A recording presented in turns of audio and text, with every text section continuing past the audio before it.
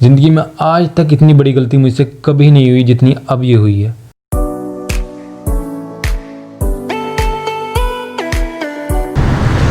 Ladies and gentleman, welcome to my YouTube channel. उम्मीद की जाती है आप सब खैर ऑफिस से होंगे। आप लोग सोच रहे होंगे ये मैं छली वाले के पास खड़ा हो क्या कर रहा हूँ, तो ये बहुत दर्दनाक और लंबी कहानी है। ये मैं आपको एक्सप्लेन नहीं कर सकता, लेकिन मैं ट्राई करूँगा एक्सप्लेन करने की फर्दर आगे चलते चलते। और अभी मैं यहाँ पे खड़ा होकर वेट कर रहा हूँ छली वाले का, क्योंकि हमारे डॉक्यूमेंट्स कल उसके पास रह गए थे। बहुत दर्दनाक कहानियाँ बता रहा हूँ। अब ये सब वहाँ पे चलता जा रहा है, तो कहानी इस तरह स्टार्ट नहीं हो सकती है ना भाई। कहानी का एक रिदम होता है जो कि लेके चलना पड़ता है। तो छली वाले के पास मैं कुछ इस तरह पहुँचा कि इससे एक दिन पहले मैं और गोंदल हम दोनों यूनिवर्सिटी गए थे, क्योंकि हमने अपनी कॉपीज़ सबमिट करानी थी। अभी मैं यहाँ बैठ के हमजा का वेट कर रहा हूँ, और वो भी मैम के पास गया हुआ कॉपीज़ वॉपीज़ लेके अपनी सारी साइंस कराने। उम्मीद है आज सारा काम बन जाएगा, और मैं भी अभी जाऊँगा सर से मिलने के लिए, और इसमें थोड़ा टाइम लगेगा बट काम अपना बन जाएगा। अनफॉर्चुनेटली या फॉर्चुनेटली या एक्सीडेंटली कह सकते हैं कि भाई गोंदल अपने साथ अपने ओरिजिनल डॉक्यूमेंट्स प्लस पासपोर्ट लेके बैग में फिरा था, और उसने मुझे बताया नहीं कि भाई बैग में ये सब सामान है पड़ा।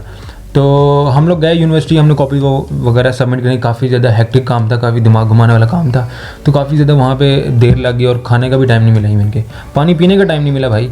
तो इस तरह चलते चलते ऊपर नीचे आ जा करके दिमाग मेरा बिल्कुल शार्ट हो गया फुल टाइम। तो मेरे को चक्कर आना शुरू हो गया था, तो इसलिए फिर हम लोग बाहर निकले, तो हमने रो वगैरह पी। तो जैसे ही हम लोग पार्किंग से बाहर निकले, गोंदल ने पार्किंग में मुझे बैग दे दिया, एंड देन अपना बैग दिया जिसमें डॉक्यूमेंट थे। मैंने उसे कहा तू बाइक चला। भाई मैं बाइक नहीं चला सकता, मैं बड़ी हालत में टाइट हो गई है। तो उसने बाइक चलाना स्टार्ट की और बैग मुझे पकड़ा दिया, और उस टाइम मेरी हालत क्योंकि फुल टाइट थी, तो मुझे बैग का कुछ अता पता नहीं था। मैंने बैग बस इस तरह के अपने पास रख लिया, और इसके बाद फिर हम लोग ने वहाँ से निकल आए, यूनिवर्सिटी से बाहर चले। हम लोग यूनिवर्सिटी के गेट से थोड़ा सा आगे जाके रो वाला होता है, तो हमने उससे रो वगैरह पी। अब जैसे ही हमने इसे रो वगैरह पी, तो थोड़ा सा रिफ्रेशिंग हुआ मूड, और बैग मेरे पास ही था, लेकिन मुझे नहीं पता था कि मेरे पास है कि नहीं है। मतलब ये समझो कि बस ले के फिर रहा था मैं बैग को, ठीक है जी। तो वहाँ से हम लोग आगे गए। अब हम आगे चलते जा रहे हैं, तो हम लोग पहुँचे हैं वापडा टाउन। वापडा टाउन की जो J2 ब्लॉक है, पता नहीं J2 F2 जो ब्लॉक भी था, उसके सामने से हम लोग जब चल रहे थे, तो वहाँ पे एक छली वाला दिखाई दिया। हमने कहा यार छली खा लेते हैं, थोड़ा सा पेट का भोजन हो जाएगा। उसके बाद हॉस्टल गोंदल जाएगा, तो वो अपना खाना खा लेगा, मैं वापस आकर घर में खा लूँगा, क्योंकि बाहर का नहीं खाना था, मेरे दिल नहीं कर रहा था मुझे, मेरी हालत ख़राब हुई थी, बेसिकली एसिडिटी बहुत ज़्यादा हो गई थी।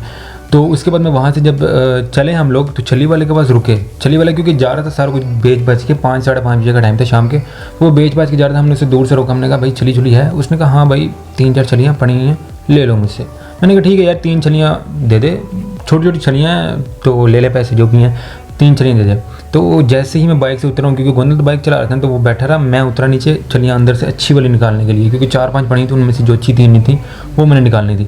वो मैंने बाहर निकालनी, तो वो जो डॉक्यूमेंट्स वाला बैग है वो मेरे हाथ में था, और मैंने वो उसकी बाइक पे रख दिया। रिक्शा था उसके बाद जो छली वाले के पास, तो मैंने वहाँ पे रख दिया भाई। मैंने कहा ठीक है भाई छलियाँ चेक करो। छलियाँ चुनी, उसने चेक कराई, हमने छलियाँ नहीं, हमने खाते हुए निकल पड़ा, और मैं बैग वहीं पर छोड़ के सुकून से बैठा हूँ, छली खा रहा हूँ, यशी खा रहा हूँ, हंसी फ्यूचर की बातें होंगी, भाईजान बाल बच्चे क्या होंगे, नाम सारा कुछ, मतलब जो लौंडे बैठते हैं आपस में बातें करते हैं।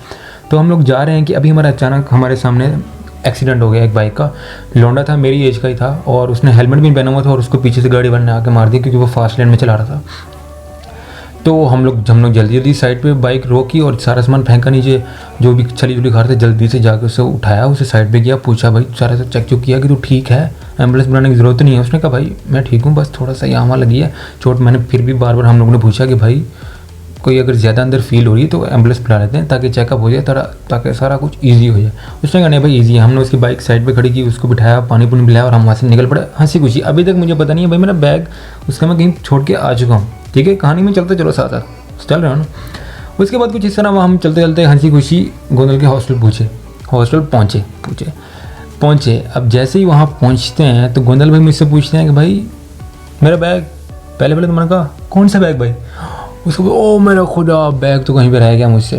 गोंदल समझे मैं उससे मजाक कर रहा हूँ, लेकिन वो जब उसे पता चला उसके तो फुल टाइम शॉर्ट हो गया, क्योंकि उसके जो भी डॉक्यूमेंट्स ओरिजिनल थे, FSC का हो गया, इंटर FSC एक चीज़ होती है, इंटर का हो गया या मैट्रिक का हो गया, वो सब उसके अंदर पड़े हुए थे, प्लस पासपोर्ट भी उसके अंदर थे, जो कि रिसेंटली हमने अपना पासपोर्ट बनवाया था। उसने बनवाया था, मैंने बनवाया था। तो उसका पासपोर्ट वहाँ पड़ा हुआ था। अब सारा डॉक्यूमेंट, तो बहुत परेशान हो गया, उसने फ़ौरन बाइक स्टार्ट की और वहाँ से हम लोग निकल पड़े एक्सीडेंट वाले स्पॉट पे। उसने मुझसे पूछा कि भाई कहाँ पे तुझे याद है? मैंने कहा हमने एक्सीडेंट जब हुआ था तो हमने हड़बड़ी में सारा सामान फेंका साइड पर, मतलब सिर्फ फेंका नहीं, बाइक साइड पर लगाई और वहीं पर घास पड़ी थी तो घास के ऊपर हमने सारा सामान मैंने रख दिया। मुझे लग रहा है कि मैंने वहाँ पर रखा है, कंफर्म नहीं लग रहा है। उसने फ़ौरन बाइक भगाई और हम लोग वहाँ पहुँचे स्पॉट पर कुछ और शॉप्स वगैरह थी 3-4 और कुछ नहीं था और एक घर था। तो हमने घर जाके पूछा भाई यहाँ से किसी ने आपको आके बैग वगैरह तो नहीं दिया, आप में से तो कोई नहीं बैग लेके आया या कुछ और सामान वगैरह लेके आया? उन्होंने कहा नहीं भाई हमें कोई सामान नहीं मिला।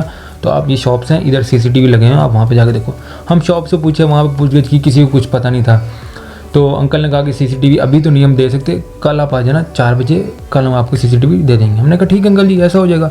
उसके बाद फिर हम लोग पहुँचे घर, परेशान, सारी रात नींद नहीं। अगली सुबह हम लोग उठे, तैयार हुए, मैं गोंदल जी को जाकर पकड़ा और फिर हम लोग पहुँचे शॉप्स के तरफ। उन्होंने कहा कि भाई अभी नहीं होगा, आप लोग इस तरह करना। हम लोग सुबह पहुँचे 12-1 बजे की तरफ आसपास। हमने कहा क्या पता उस टाइम तक हो गया, और उन्होंने कहा नहीं अभी नहीं होगा, आप शाम 4-5 बजे तक आ जाना। उससे पहले आपका पासपोर्ट है चूँकि उसके अंदर, तो आप जाएँ थाना सतुकतला में जाएँ, क्योंकि वो एरिया वैसी का था। वहाँ पे जाके पासपोर्ट की आप लोग FIR बनवाएं, क्योंकि न्यू पासपोर्ट अप्लाई करने के लिए FIR की ज़रूरत होती है। हमने कहा ठीक है भाई, ये सब भी हम कर लेते हैं, मसले वाली बात है नहीं। तो वहाँ पे जाके हमने वो सब किया। उसके बाद फिर हम लोग वहाँ से निकले यूनिवर्सिटी की तरफ, क्योंकि हम सारा प्रोसेस वहाँ स्टार्ट हुआ था ना, बैग उस टाइम तक मेरे पास था।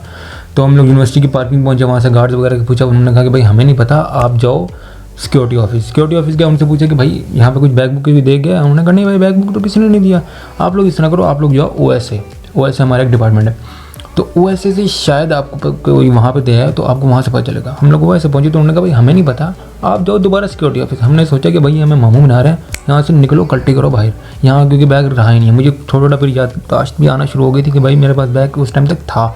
हम लोग पार्किंग से बाहर निकले तो उसके बाद हम लोगों ने, हमारा फर्स्ट स्टॉप याद है कहाँ पे था? हमारा फर्स्ट स्टॉप था रॉ वाले के पास। रॉ वाले से जाकर पूछा कि भाई तुम अगर कुछ भी पता है सानू दस दो, उन्हें पैसे पूसे को नहीं है, उन्हें डॉक्यूमेंट है। तो वो भाई साहब थोड़े से गर्म हो गए कि भाई ये क्या बोल रहा है, मुझे चोर इल्ज़ाम लगा रहे हो। हमने कहा नहीं भाई ऐसी कोई बात नहीं है, इनकेस अगर आपके पास बैग हुआ तो हमें बता देना, अगर नहीं हुआ तो कोई बात नहीं है भाई, मसले वाली बात नहीं, हम आगे जाकर ढूंढ लेते कहीं और हो जाएगा। उस टाइम तक मुझे थोड़ा दिमाग में आना शुरू हो गया है। उसके बाद फिर हम लोग वापस उन शॉप्स वाले से के पास पहुंचे तो उन्होंने कहा कि भाई CCTV फुटेज बस हो रही है प्रोसेस, वो थोड़ा वेट कर लें, आधा घंटा 40 मिनट लगेंगे। तो मुझे याद है कि यार इससे थोड़े से पीछे ही हमने बाइक वाले, तो मुझे याद है कि इससे थोड़ा ही पीछे हमने ब्रेक मारी थी और हमने छली खाई थी, वो तो हम भूल ही गए हैं, अभी तक हमारे ध्यान में वो क्यों नहीं आया। इसके बाद मैंने सोचा यार गोंदल चल यार छली वाले से पूछते हैं, छली वाले को ढूंढते हैं, यहीं के आसपास का ही होगा क्योंकि इसी एरिया में सेल करता होगा, और छली वाले होंगे उनसे जाकर पूछ लेंगे। गोंदल साहब कह रहे हैं नहीं यार नहीं जाना छली वाले के पास, तो हमने कोई स्टे ज़्यादा मिनटों का किए नहीं, उसे छोड़ो पर है। अब मेन बंदा वही है और हम उसे छोड़ जा रहे हैं भाई बार बार, हम पूरे 1.5 दिन से ख्वार हो रहे हैं और छली वाले का अता पता ही नहीं।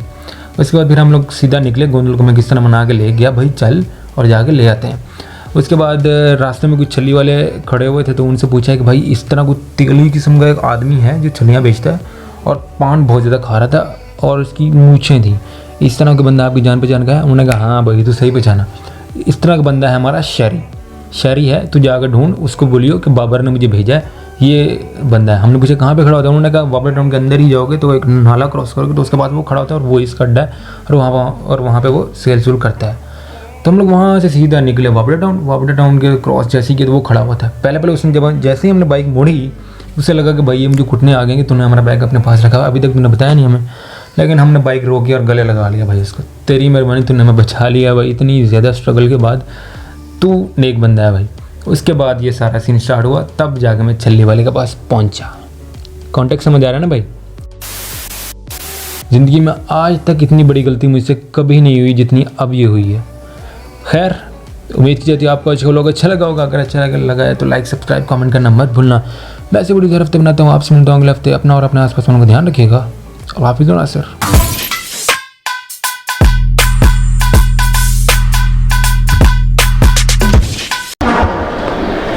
अब जो भी है मैं उसकी कोई टेंशन वेंशन नहीं लूँगा। Ladies and gentleman welcome to my YouTube channel.